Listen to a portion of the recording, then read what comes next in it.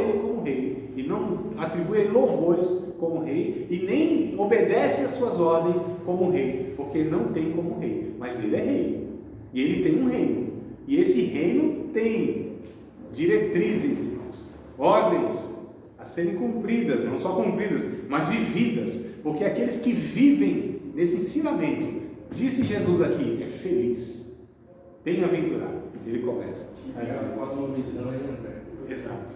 Cosmovisão, inclusive, é a aula de amanhã do bacharel, viu? Vamos falar o que é cosmovisão, não é?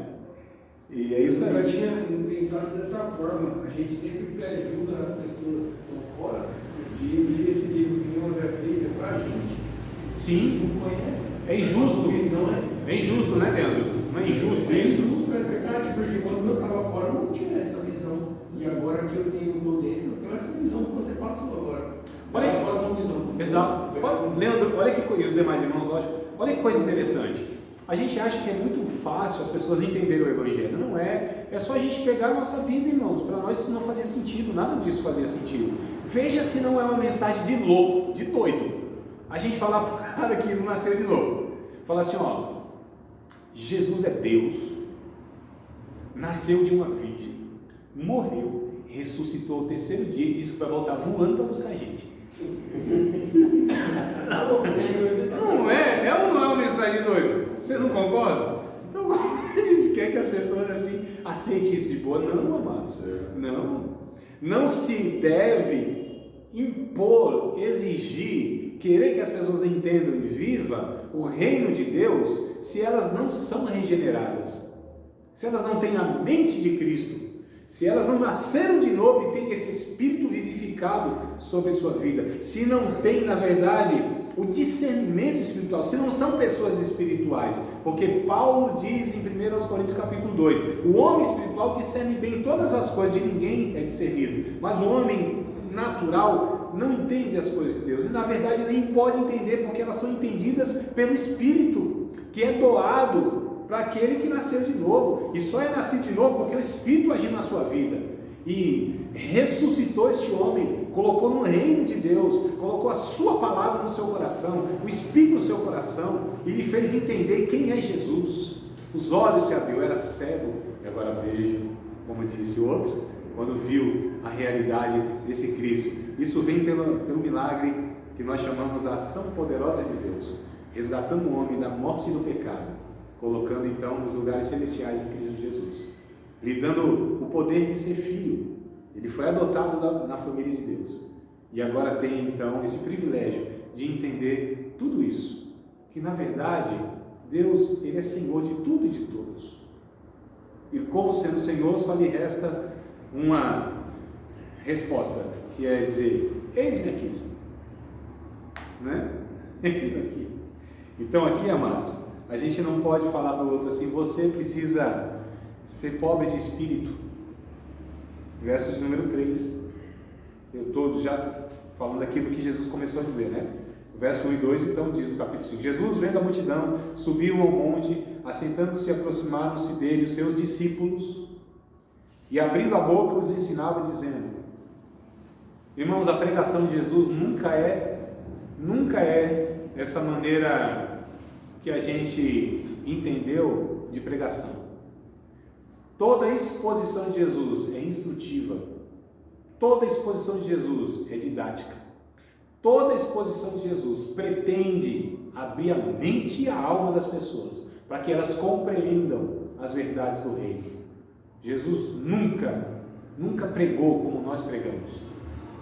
Jesus sempre pregou, ensinando, mestre por excelência, rabi, doutrina do mestre.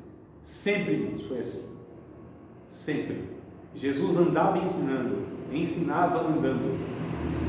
Jesus abria a boca e ensinava. Nunca como nós, nessa histeria. Nunca como nós, nesse negócio doido de não saber para onde vai nem de onde veio. Algumas pregações é igual ao começo da terra, né? Sem forma e vazia. Não é, não? Né? Algumas pregações são mais para confusões do que para esclarecimento, mais para desabençoar do que para abençoar. Algumas pregações mais geram confusões na cabeça das pessoas do que elucidam essas pessoas. Jesus não, parava e ensinava. Eu quero ter esse ministério, irmãos, de ensino. Eu quero ter esse ministério de abrir a boca, um microfone na mão, em cima de um púlpito, ou atrás de um púlpito, melhor dizendo.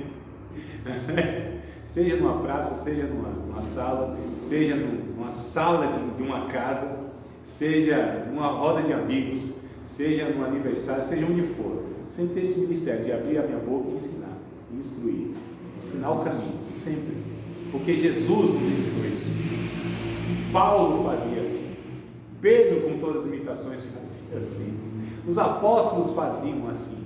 Nós precisamos voltar a pregar a palavra, ensinando-a, como fez, por exemplo, no grande avivamento. A gente fala de avivamento, né? O grande avivamento que houve, na minha opinião, André, em toda a história do Antigo Testamento, o maior avivamento que houve, que foi lá na época de Neemias, capítulo 8, inclusive, onde Neemias, que era o governador, ele não usou da sua autoridade como governador, mas chamou aquele que era apto para pregar, que era o escriba, cada um no seu lugar, meu irmão, né? Cada um no seu lugar. Então, o governador, ele trata de outras coisas. Chamou o escriba, que era o Esdras, isso, Esdras, tu ia falar, né? O Esdras, o escriba, que toda a nação, esse é o grande avivamento, toda a nação pede o livro que foi esquecido durante séculos.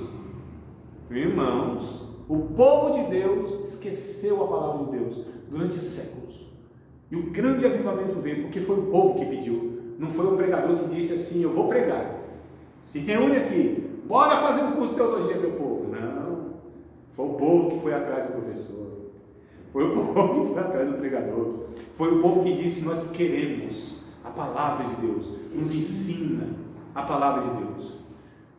Durante 7 dias, irmãos, pense no cenário, durante 7 dias, não tinha cadeira, não tinha um lugar que protegia do tempo, não tinha ar-condicionado, não tinha teclado no fundo, sabe? Tecladinho no fundo assim, enquanto o pregador fala, prega, tecladinho no fundo não tinha guitarrinha, louvores, não tinha essas coisas assim, que favoreciam o ambiente agradável, não tinha nada disso. E o povo num sol castigante do deserto, 6 horas da manhã o povo estava lá, em pé, a Bíblia diz, está escrito tudo isso aqui, está escrito que eu estou lá, em pé, ouvindo. Sabe de que hora? Às 6 horas da manhã, ao meio-dia, sem arredar o pé, debaixo de um sol, em pé, ouvindo o cara, no gogó, fazendo o quê?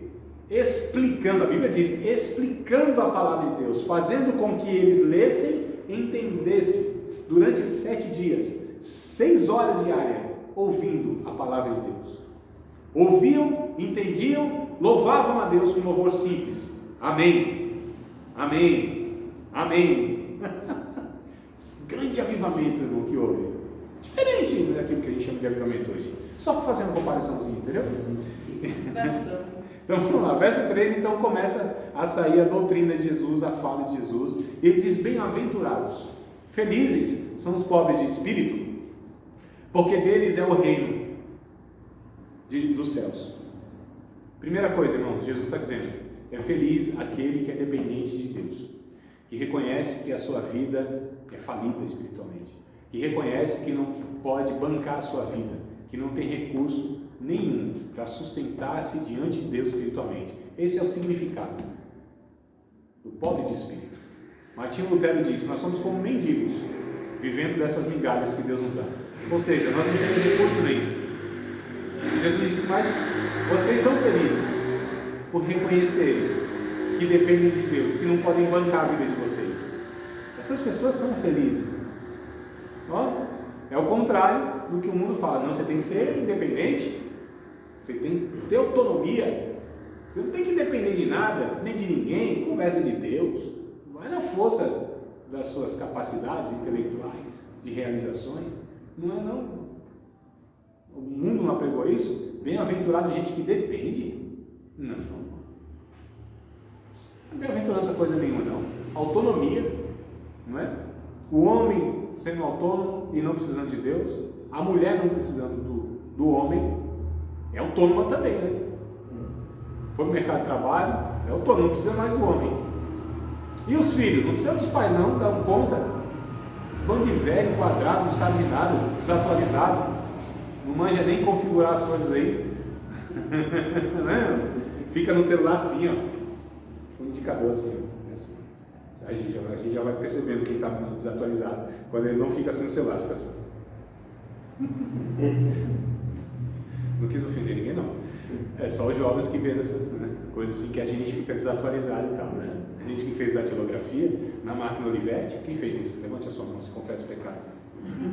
Nós, 2, 3, também tu não. Tu também, mano. Essa cara de novo. Então vamos lá, bem-aventurados os pobres de espírito, porque deles é o reino de Deus, bem-aventurados que choram, porque serão consolados. Irmãos, a bem-aventurança, o feliz no reino de Deus, não é a pessoa que, essa pessoa melancólica, frágil, não é isso. A bem-aventurança não está no choro em si, está no consolo. Bem-aventurados são os que choram, porque serão consolados, não é? A bem-aventurança está no consolo. Agora o choro mostra o quê? Quebrantamento, humildade. A gente tem também uma sociedade machista que diz que o homem não chora. O homem não chora, nem por dor, nem por amor. Né? Isso eu estou falando de um cara que canta até razoavelmente bem, porque aquele outro que canta lá, o homem não chora, com aquela voz tapada rachada, Deus me livre, guarde. Coisa feia, bichinho. Então assim, o choro, o quebrantamento, né? Isso é a bem-aventurança, irmão, a humildade, a gente se desarmar. Então, bem-aventurados são os que choram. Tem um texto lá de Salmo que diz: o choro pode durar uma noite, mas a alegria vem pela manhã. Salmo 30, acho que é verso 5, né? Salmo 126, por exemplo, lá pelo verso 6, vai dizer que é aquele que leva a sua preciosa semente andando e chorando, voltará consigo, sem dúvida, trazendo consigo a recompensa e os molhos, os feixes. Bem-aventurados, verso 4, os que choram porque serão consolados, verso 5, bem-aventurados os mansos, porque herdarão a terra. Irmãos, por que eu estou trazendo isso aqui? São características daqueles que são discípulos de Jesus e pertencem a esse reino. A gente já vai vendo aqui, será que eu me enquadro nisso? Será que isso aqui pertence à minha vida, ao meu comportamento, à minha natureza? Bem-aventurados são os mansos. Quem é um manso? Quem é um cara manso? Uma mulher mansa? Quem é? Aquele frágil, baixa a cabeça para tudo, concorda com tudo, não tem força para nada? Imagine Jesus, que ele disse: aprendei de mim, inclusive Mateus capítulo 11, né? Verso 28, eu acho. Aprendei de mim que sou manso e humilde de coração. Vocês conseguem imaginar Jesus manso, entrando assim, vendo uma palhaçada e virar as mesas, estralar o chicote? Imagina, irmão, uma pessoa mansa. Então mansidão não é essa pessoa frágilzinha, essa pessoa que não tem energia, não tem força, pelo contrário. Bem-aventurados mansos, a palavra aqui, nesse texto, manso, dá a ideia e traz a ideia de um cavalo selvagem amansado, entendeu? Ou seja, domado. O cavalo tem força e tem poder, mas está na rédea aqui, ó. Manso. Feliz são aqueles que controlam o seu espírito.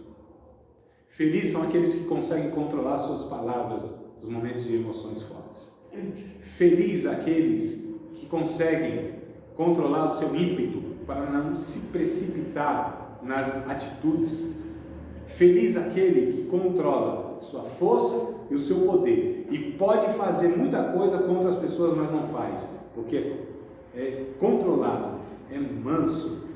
Olha só que coisa interessante, é mais difícil você controlar o seu espírito do que conquistar uma cidade murada.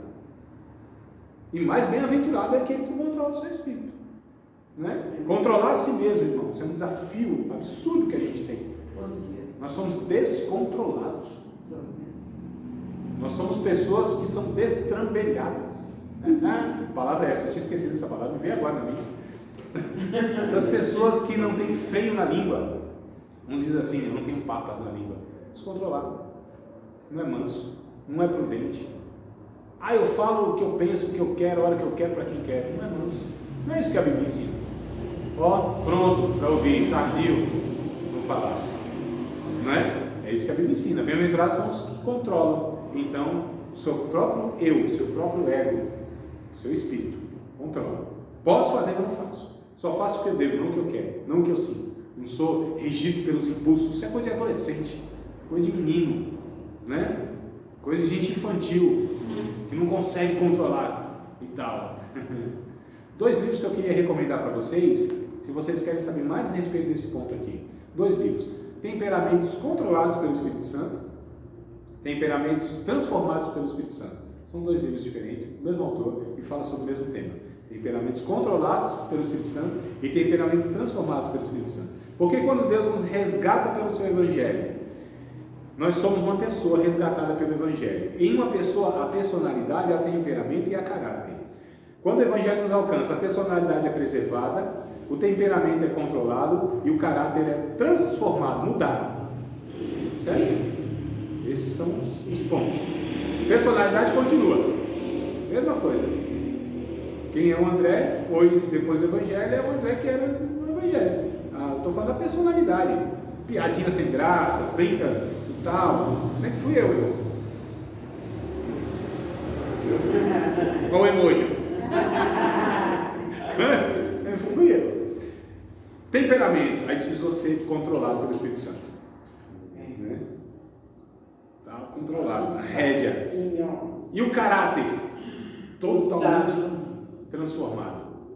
As características agora, não é mais aquele pecador desgraçado, miserável, lazarento, pecador, né? Mas agora são características de Cristo sendo dele construídas. Então a gente percebe que a Bíblia diz aqui o código de ética do reino de Deus, aqueles que pertencem ao reino de Deus. Jesus traz, porque existe um reino que está sendo anunciado, né? Existe um rei, e esse rei pretende fazer com que todos os filhos do rei, ou todos os filhos do rei, sejam semelhantes a ele. E se uma coisa que Jesus era, entre todas as outras que ele era, a perfeição, é isso, controlado. Lembra, irmãos? Foram prender Jesus. Aquela multidão, Pedrão descontrolado, Pedro que representa nós, né? Nós somos Pedros e Pedrinas, de alguma maneira, todo descontrolado, avexado, apavorado, precipitado, o impulso que manda nele. Aí ele já saca logo a espada e não mira no meio da cabeça, da moleira do cidadão, assim, ó. Mas como todo descontrolado, ele erra o alvo. Já viu gente brigando, coisa feia? Não acerta o nariz de jeito nenhum, acerta tudo quanto é lugar. Mete a espada assim, erra, pega a orelha assim, ó. Jesus, que é isso, Pedro? Vai viver pela espada? Quem vive pela espada vai morrer. Não é por aí não. Você nem entendeu até hoje o negócio. Porque Jesus um pouquinho antes tinha falado assim, olha, vocês vendem o que vocês têm aí, comprem espadas. O que Jesus estava ensinando? Vai vir um momento de batalha agora. Daqui a pouco apresenta, Jesus não tem 2 espadas aqui. Aí Jesus olha assim e se afasta. Não entenderam nada, irmão. E o Pedrão com a espada lá, irmão, seguindo Jesus com a espada ainda. Fala a verdade. Seguindo Jesus e ainda com espada? Percebe como o negócio não está se encaixando? Como que a gente ainda serve Jesus e esse descontrole todo? Esse espírito ainda, que a gente vê assim, não, eu vou orar, você vai ver só. Porque chegar num lugar assim, e aí Jesus vai lá, prepara a morada para nós. Aí quando vira assim, na cidade samaritana, viram que era judeu, né? O Pedro, o Tiago e o João, os 2 irmãos, chamados de filhos do trovão. Gente, sabe, nervosa, sangue nordestino. Né? Isso. Tal. E aí chegaram lá, os filhos do trovão, que eram esses 2 meninos, bons, que a mãe tinha falado, Jesus, menino tão bom desse, deixa eu ficar à direita ou à esquerda do seu menino bom, que a mãe falou, Jesus o senhor não conhece, mas eu conheço, são meus filhos. Menino bom, viu? Bonzinho. Aí entra lá e tal, aí o samaritano diz, não, vocês vão para Jerusalém, estão judeus aqui, a gente não quer vocês não. Tinha inimizade, né? E aí foram para Jesus e disseram assim, Senhor, não receberam a gente não lá, não querem dar pousada para a gente. Quer que a gente faça igual Elias, olha, o fogo desça do céu, consuma esse povo todo? Jesus, calma aí, você não sabe de que espírito vocês são. Eles são meus discípulos. Espírito de mansidão. Que conversa é essa? Aí, voltando à questão lá do Pedro lá meteu a espada na orelha do outro. Jesus, Pedro, se eu quisesse, eu agora oraria ao Pai e Ele enviaria 72 mil anjos. Estou traduzindo para vocês o negócio. 72 mil anjos aqui. Irmãos, um anjo, em uma noite, matou 185 mil soldados. Um anjo, em uma noite, matou 185 mil soldados. Eu ainda pergunto, você acha que o anjo ficou cansado? Não escorreu nem um pingo aqui atrás da orelha. Ele mataria na outra noite ou no dia seguinte mais 185 mil. O poder de um anjo. E Jesus disse, se eu quiser, 72 mil anjos aparecem aqui. Acabou a terra. Com o cosmos, com o universo todo. Não estou brincando, irmãos. É verdade. Jesus, se eu quisesse, eu fazia isso. Mas Jesus não age pelo ímpeto das emoções, nem pelo que Ele pode fazer. Tem hora que a gente pode falar, a gente não fala. Tem hora que a gente tem autoridade para fazer, a gente não faz. Tem hora que a gente pode tomar decisões administrativas sobre a vida das pessoas, a gente não faz isso. Nós não vivemos pelo nosso poder. Jamais. Ensino do reino de Deus. Bem-aventurados são os mansos. Felizes. Por quê? Diz o texto, herdarão a terra. A terra não é para gente sanguinária, não. Bem-aventurado, verso 6, vocês estão meio espantados? Está tudo certo aí? Tudo bem? Bem-aventurados que têm fome e sede de justiça, porque eles serão fartos. Bem-aventurado quem tem o que, irmão? Sede, fome de Deus. Eles serão fartos. Esse é o reino que Jesus apresenta aqui. É o reino que não deixa ninguém, com necessidade nenhuma a respeito de nada, em momento algum. Esse é o reino de Deus. Bem-aventurado, feliz. Tem fome e sede de Deus? Ele vai saciar tua sede. Inclusive você não vai ter falta mais de nada. Porque se Ele é meu pastor, eu não terei falta dele. E se não tenho falta dele, eu não tenho falta mais de nada. Porque o próprio Jesus disse aqui no capítulo 4, que nós pulamos: nem só de pão vive o homem, mas de toda a palavra que sai da boca do Senhor. O diabo quis nos fazer entender que em um mundo de frutos, nós somos os famintos. Só que Jesus, Ele quer nos fazer entender que no mundo de necessidade, nós somos os frutos. Entendeu uma diferença? É por isso que o diabo diz, não, come. Esse mundo aqui, ó, de fome, mata a tua fome.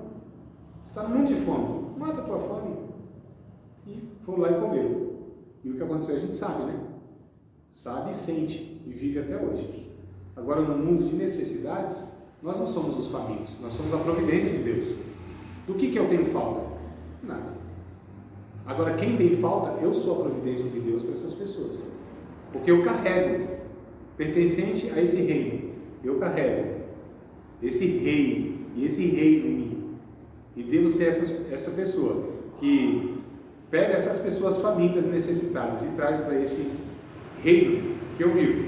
Olha, irmão, isso aqui é Evangelho de Mateus, falando de Jesus aqui. Verso número 7. Bem-aventurados misericordiosos, porque eles alcançarão misericórdia. Se nós vivemos, irmãos, em uma época onde a característica maior, ou uma das maiores, é a crueldade, é essa época que nós vivemos. A gente não sabe o que é misericórdia, né? Ser clemente para com o outro, exercer misericórdia. E a Bíblia diz, é bem-aventurado, feliz, essas pessoas que exercem misericórdia.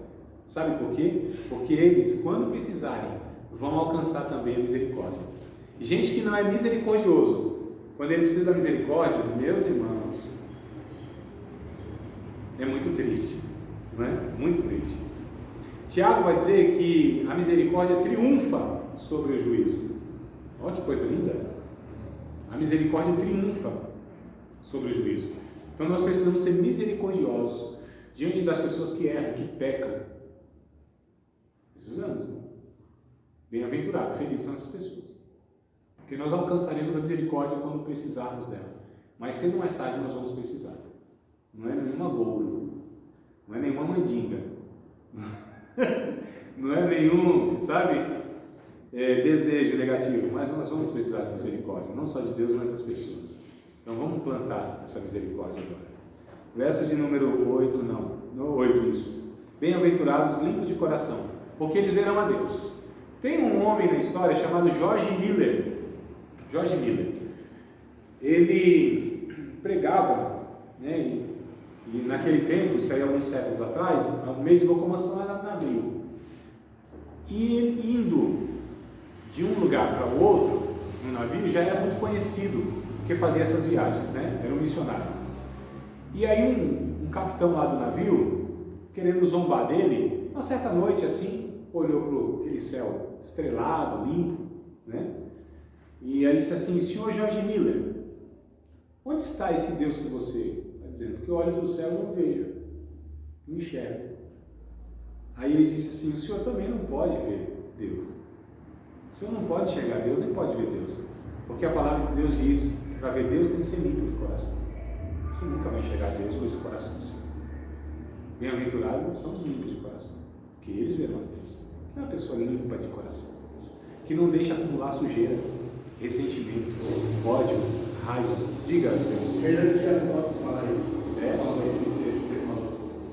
A história de George Miller? Ele deve falar um bocado de coisa. Eu também falo. Ou eu que falo o que ele fala. Então, meus amados, bem-aventurados são os limpos de coração, porque eles verão a Deus. Verso 9: bem-aventurados os pacificadores, porque eles serão chamados filhos de Deus. Bem-aventurados os pacificadores, porque eles serão chamados filhos de Deus. Por que aqueles que promovem a paz?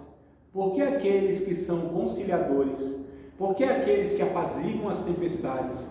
Por que aqueles que não põem lenha na fogueira, mas querem apagar o fogo? Por que aqueles que promovem a paz, que desejam a paz, que reconciliam pessoas, serão chamados filhos de Deus? Porque Deus tem essa natureza, irmãos, é o Deus de paz. Foi o varão que leu, ou não sei quem leu mais, mas leram lá Isaías, foi ele, né? Isaías 9:6, né? Ele é o príncipe da paz. O Espírito de Cristo é Espírito de paz.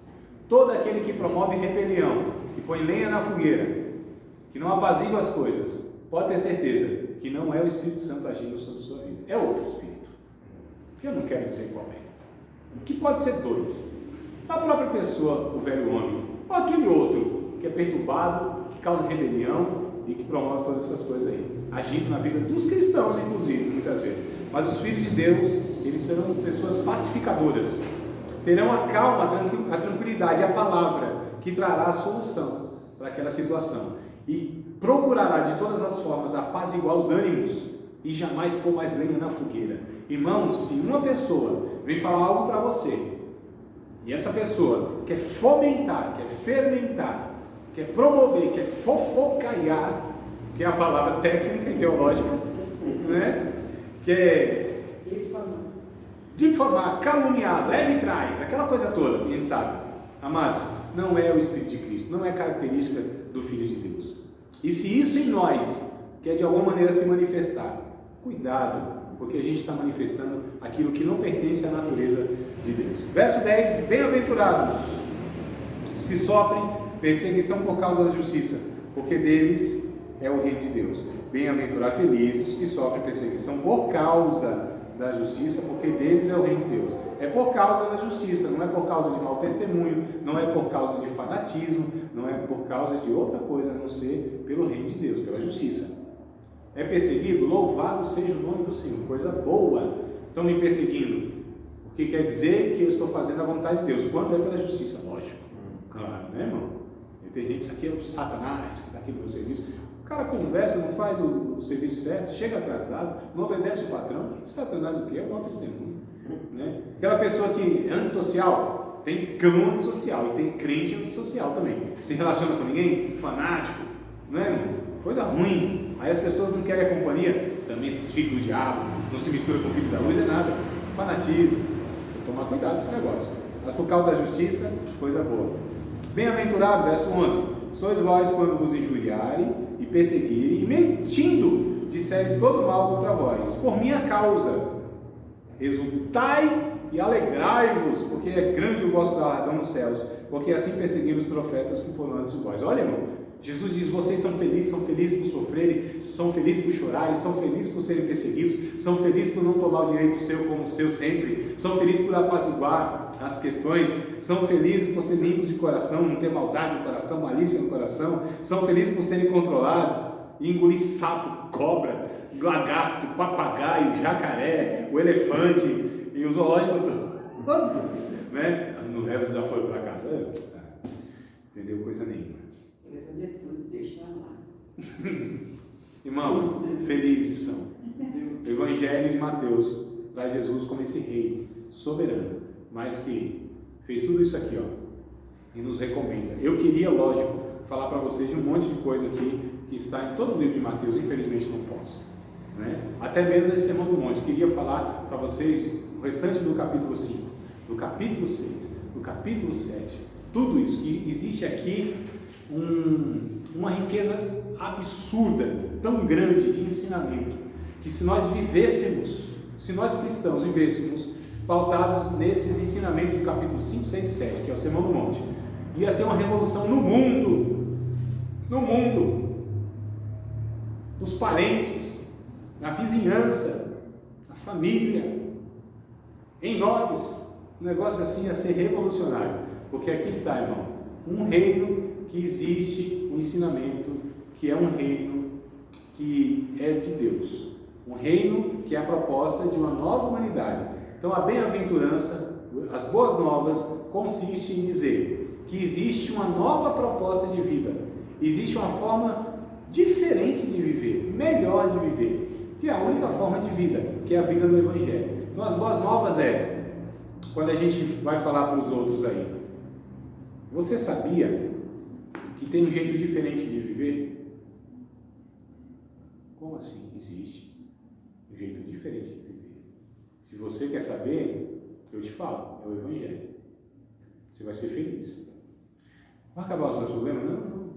Acho que vai até piorar. Os problemas até vão piorar muito mais. Vai dobrar, o negócio vai ficar pior. Lembra daquela música? Tua vida agora vai melhorar, esse sofrimento vai acabar, tua vitória está nas mãos. Lembra dessa música, não? Isso é mentira pura. Esse sofrimento vai piorar, ele vai continuar. Então, é isso, irmão, o Evangelho é isso. Porém, entretanto, prossigo, bem-aventurados são essas pessoas que sofrem por causa de Jesus, porque Jesus é aquele que tomará conta da nossa história e estará conosco todos os dias, até a consumação dos séculos. Estou falando do capítulo último do Evangelho de Mateus, capítulo 28. Ele diz: todos os dias estarei com vocês, até a consumação dos séculos. Coisa boa, não é?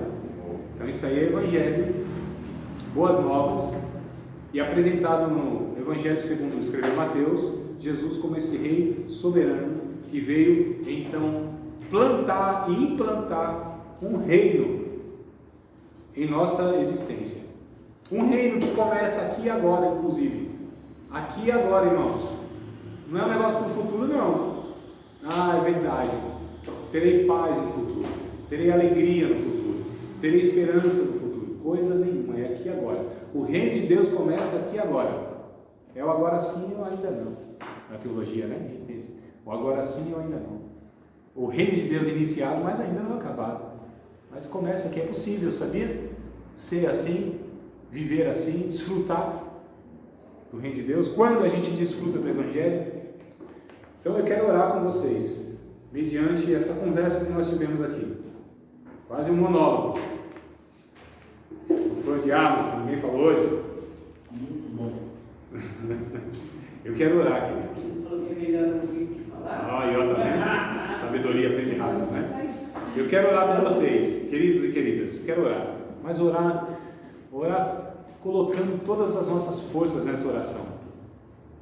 Orar colocando toda a nossa sinceridade, desejo no nosso coração.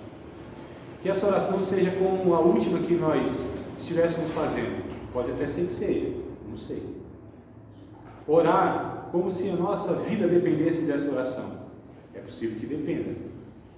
Orar derramando o nosso coração na presença dele que está presente. Orar, desejando verdadeiramente, porque essa oração, ela vai ser proferida. Eu vou fazer a minha oração, queria que vocês entendessem a oração que eu estou fazendo, e vocês concordando com ela, desejando que ela também seja a oração de vocês. No final, vocês digam amém, no final, mas ouçam a minha oração. Se vocês concordarem, se vocês acharem que também eu desejo o coração de vocês, depois vocês me ajudam confirmando no amém. Pai, eu quero te agradecer, Senhor, por estar aqui, quero te agradecer por ouvir a Tua Palavra, compartilhar a Tua Palavra. Quero te agradecer pela vida dos irmãos e das irmãs que estão aqui ouvindo a Tua Palavra, por essa oportunidade. Meu Deus, Tu sabes que muitas vezes o meu coração não deseja isso. Meu coração deseja muitas vezes, Senhor, fazer o contrário de tudo isso. Mas eu te peço, o Espírito Santo, ajuda, para que gere no meu coração esse desejo de ser, inclusive, Senhor, bem-aventurado e feliz, praticando tudo isso que nós falamos aqui. Senhor, me ajuda a ser um filho desse reino. Me ajuda, Senhor, a ser alguém que sinaliza esse reino com a própria vida, com a própria conduta, com o próprio comportamento. Oh Deus, tem misericórdia da minha vida. Senhor, tem compaixão da minha vida. Jesus, não me deixe, Senhor, viver como se eu estivesse vivendo mais uma religião, mas que eu possa desfrutar do Evangelho, do poder dele transformador, desse poder que transforma, Senhor, a disposição de um velho homem e revigora um homem nascido de novo, para que possa fazer tudo isso, porque eu sei, Senhor, eu entendo, eu compreendo, eu aceito, tenho a convicção de que eu não poderia fazer nada disso se eu não pertencer a esse reino, e se também não for nutrido pelo Espírito, Senhor, que me levou, ou que me introduziu, ou que me imergiu, me mergulhou nesse reino. Oh Jesus, me ajuda. Como Tu falaste, Senhor, aquela multidão e aqueles discípulos, fala conosco também dessa forma poderosa. Senhor, que possamos ser essas pessoas que entendam, não só entendam na mente, mas que entendam na própria vida. Que Teu Espírito nos faça, Senhor, crentes cheios da Tua graça, cheios da Tua virtude. Que o Senhor nos faça, Senhor, filhos que de fato, Senhor, pareçam contigo e que possa expressar não só essas virtudes, mas que sejam o resultado de uma nova natureza. Oh Deus, nos dá poder para estar vivendo isso, nos dá poder, Senhor, para ser mansos, controlados, pacificadores, limpos de coração.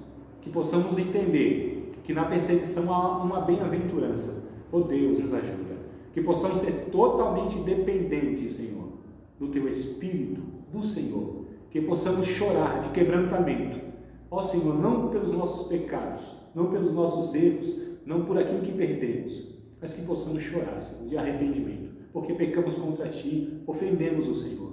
Que possamos, Senhor, nos arrependermos, Senhor, e o choro, e a lágrima, e o quebrantamento, e o clamor, ó Deus, que possa, Senhor, ser uma realidade nas nossas orações. Ajuda-nos, ó Espírito Santo, para que possamos estar, Senhor, de fato, vivendo o Evangelho e pregando esse Evangelho que a gente vive. Abençoa os Teus filhos que estão nessa sala, abençoa a minha vida, abençoa aqueles que estão assistindo e serão alcançados, abençoa os alunos que fazem a distância, abençoa aqueles que não vieram. Ajuda-nos, Senhor, nessa empreitada. Tem misericórdia de nós, porque queremos ser bem-aventurados. Em nome do Senhor Jesus eu te peço. Amém, Senhor. Graças a Deus.